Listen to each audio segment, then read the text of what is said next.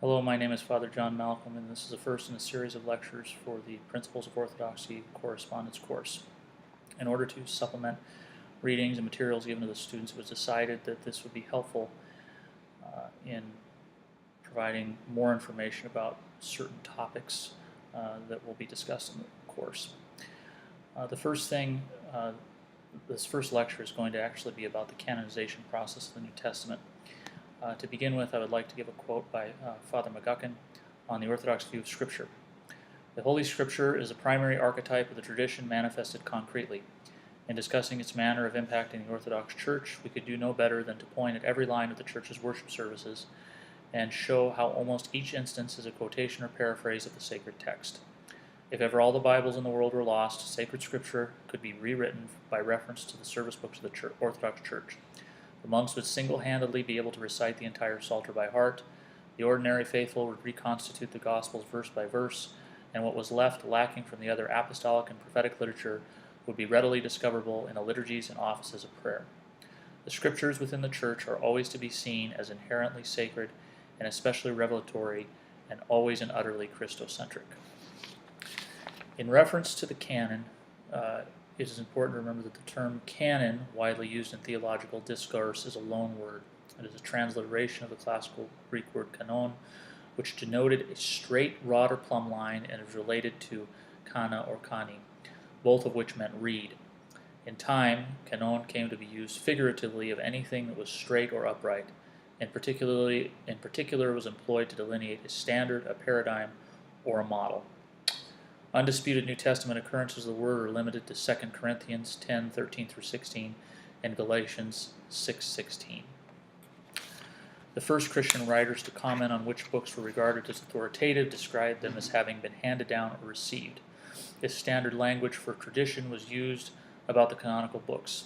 In reference to the Gospels, for instance, Irenaeus spoke of, quote, the Gospels handed down to us from the apostles, and the Gospels handed down to us by the will of God in Scriptures.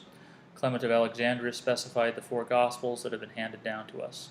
Serapion of Antioch rejected the Gospel of Peter as pseudepigrapha, quote, knowing that we Orthodox Christians did not receive such writings. The first ecclesiastical writers did not regard themselves as deciding which books to accept or to reject. Rather, they saw themselves as acknowledging which books had been handed down to them. A 4-gospel canon was in place by the time of Irenaeus. Quote, it is not possible that the Gospels can be either more or fewer in number than they are, for since there are 4 zones of the world in which we live, and 4 principal winds, while the Church is scattered throughout the world, and the pillar and ground of the Church is the Gospel and the Spirit of life, it is fitting that we should have 4 pillars. The Word, who is manifest to humanity, has given us the Gospels under 4 aspects, but bound together by one Spirit. The significance of Tatian's diatessaron, which is a weaving together of the 4 gospel accounts that was in use by the Syriac Church. Incidentally enough, it was the gospel that was used by St. Ephrem the Syrian. It is commonly said that if the 4 gospels were regarded as sacred scripture, Tatian would not have treated them so freely as to weave them together into a separate narrative. It is worth noting that the Gospel of John serves as a chronological framework. On the other hand, why would he have bothered unless the 4 were considered important? Because they were authoritative. Tatian was concerned enough to do the study involved in reducing the 4 authorities to one unified account. It is also interesting to note the fact that there is no time in Christian history after the writings of the 4 Gospels when one can find evidence of their not being accepted as Scripture. It is important to remember that the recognition of the New Testament canon as we know it today was an organic process. Just to go back a little bit, eventually the diatessaron of Tatian was rejected by the Church. Moving forward, it is recognized by all that by the end of the 2nd century, the 4 Gospels, the letters of Paul and 1 Peter and 1 John, had acquired very broad use and high authority in almost all regions of early Christianity. 2, that the status and use of the other writings continued to be variable through the 3rd and well into the 4th century. And 3, that lists that strictly delimit the scope of authoritative writings clearly belong mainly, perhaps exclusively, to the 4th and 5th centuries. Many churches would have 1 gospel and some letters, or a few gospels and some letters of Paul. Some writers regarded works such as the Didache or the Shepherd of Hermas as authoritative. In Slobodskoy's text, the discussion of the New... Oh, excuse me. One second. That's a little further than I wanted to go. Let me go back here. When looking at the canonization process, it's important to note that it was probably not until the 68, sometime in the 60s, some 30 years after Christ walked on earth, that the four Gospels began to be written. Meanwhile, St. Paul only wrote his first epistle, probably his first one to the Thessalonians, around the year 50. It could be an eye-opening observation to remind people who hold to sola scriptura that there was quite a long period of time that the church was in existence without all of the New Testament even being written. The first list of New Testament books that we have was actually compiled by a heretic, a quasi-Gnostic by the name of Marcion, who entirely rejected the Old Testament. As far as New Testament books, he only included a version of Luke, which he had seriously edited, and 10 of St. Paul's epistles. Unfortunately, the movement that he started became very widespread throughout the church, and because of this, the church had to respond. The first step in the canonization process of the New Testament by the hierarchical church was the united and emphatic proclamation that there were 4 and only 4 authentic Gospels, those written by Matthew, Mark, Luke, and John. As mentioned earlier, St. Irenaeus of Lyon, the bishop there from about 177 to about 200 AD, most heartily asserts that in his work Against Heresies. Henry Chadwick had said that he was the first writer whose New Testament virtually corresponds to the canon that became accepted as traditional.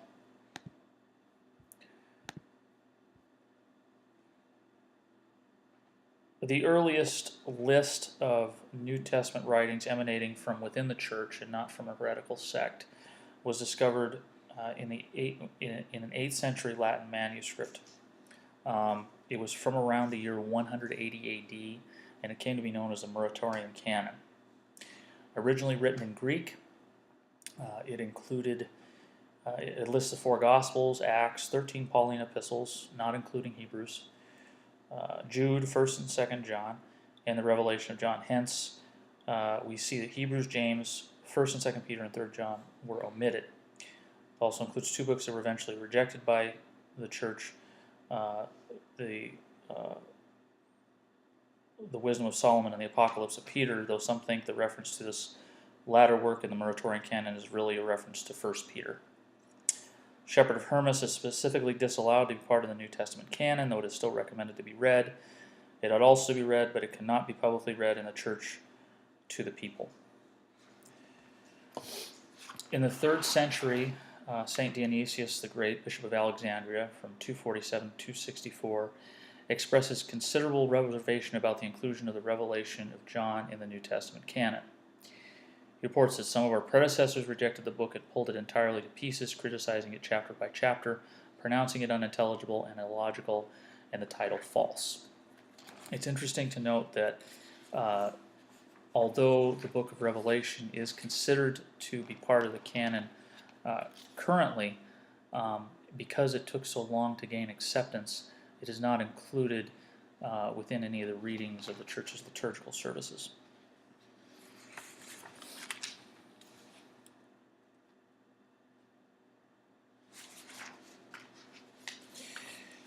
A very important date to remember is the year. A very important period to remember in the church is the year 367, when St. Athanasius the Great sent his festal epistle. This festal epistle was especially important because it would come out of Alexandria, and by this time in history, the church had already established what the date for Pascha was going to be. If you aren't aware, prior to the Council of Nicaea, when it was determined how the date of Pascha would be reckoned, there were different areas of the church that celebrated Pascha on different days. So this letter from St. Athanasius was an important letter that came out of Alexandria, and it was the first example of a list of all of the canonical books of the New Testament as we have it today. Within 50 years or so, this list came to be accepted in the worldwide canonical church. Council in Rome in 382 accepted this list, as did a council in Carthage in 397. Now, although these were local councils, the Council of Carthage was actually ratified at the Quinisex Council some centuries later.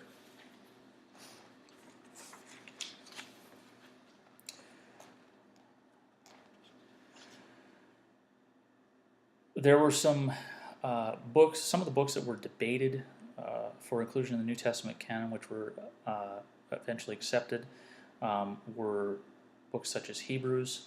The reasons given for the acceptance was thought to have Pauline authorship in the East. The reasons given for exclusion was thought non-Pauline. It was thought to be a non-Pauline forgery in the West.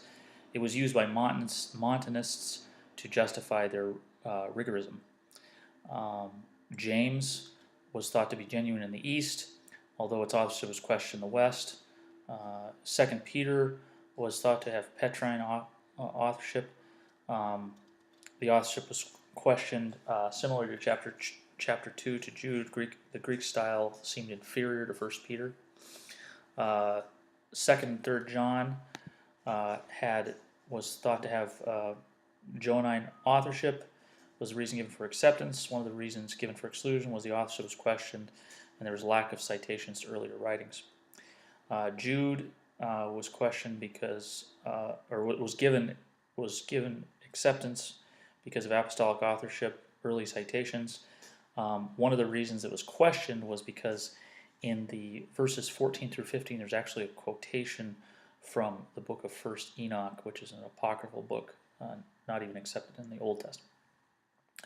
Revelation, the reason given for its acceptance was it was widely recognized as Johannine, generally had early acceptance in the West.